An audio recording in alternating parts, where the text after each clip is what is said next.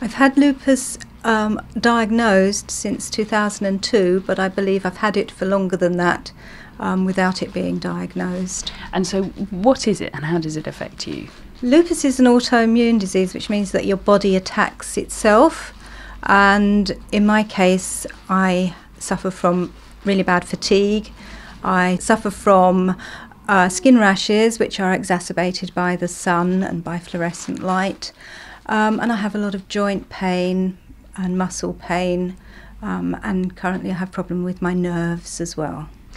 So starting with skin rashes, and it's been lovely hot summer weather over the Easter holidays, and now it's continuing into May. Does that causes you problems then in the sun, or does it cause you problems also in the winter?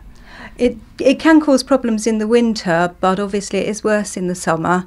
I always wear a large hat when I'm out in the garden or anything like that, long sleeves, high factor sun cream, and generally try and stay out of the sun when it's at its worst in the middle of the day.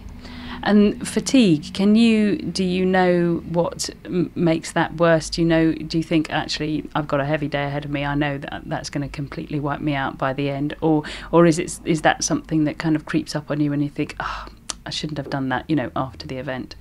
It can be both, and it can be for no cause whatsoever, but I do have to plan my days.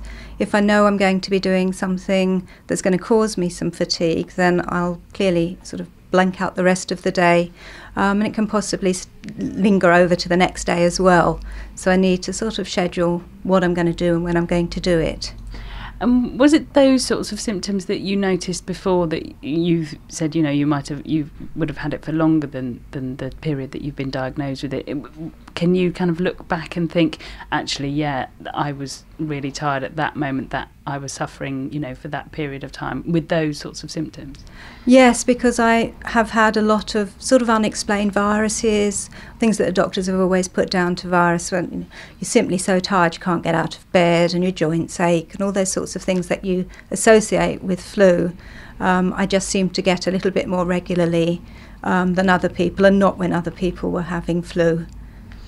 Now, you say you've got problems with your nerves at the moment. What sort of problems? I have something called peripheral neuropathy, which means that I have numbness. I've got numbness in my feet and in my shins and in the tips of my fingers.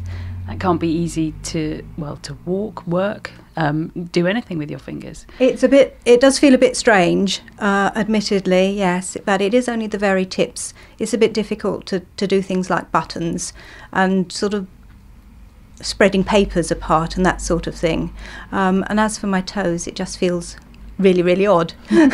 And is that something that will get better or get worse or stay the same? What's the prognosis on that? That I don't know. I'm hoping that it won't get too much worse, but I'm at the moment seeing a consultant about it. Now, are these symptoms that you suffer from very common with other people who have lupus? All symptoms are common with people with lupus, but nobody's lupus is the same. Lots of people they can have worse problems than I have. They can have kidney problems with their heart, that sort of thing. I don't have those. Each person with lupus is individual, and their symptoms are individual, and the ways that they suffer are individual to them. And is it gender exclusive? It's predominantly females. I think the ratio is something like 9-1, but obviously there are some men that do suffer from lupus. So if there are people listening to this who think, actually, I've just been diagnosed with lupus and I don't know where to go, or I identify with the symptoms that you've been discussing, where can they go for help? Obviously, if they haven't been diagnosed, then the GP is the first port of call. And I would say to anyone, please do persist if you really do feel that you might have lupus, because it's very, very difficult to diagnose and to get a diagnosis. In my case, it took 3 years before I got a confirmed diagnosis. How come it took so long? There's no specific blood test. There are blood tests that indicate that you might have lupus, but again, not everybody's tests are the same, and not all GPs are very well aware of it. If you were very severely affected by it, then yes, probably you would get a quicker diagnosis. But a lot of the things that I've said to you about can be put down to things like viruses, flu, being run down, those sorts of things. And people with lupus do tend to be dismissed as maybe even hypochondriacs before they actually get a diagnosis. I was diagnosed with chronic fatigue syndrome for a number of years before I got the real lupus diagnosis. So how can you tell that it wasn't chronic fatigue then? What's the difference? How do you know that it is definitely lupus then?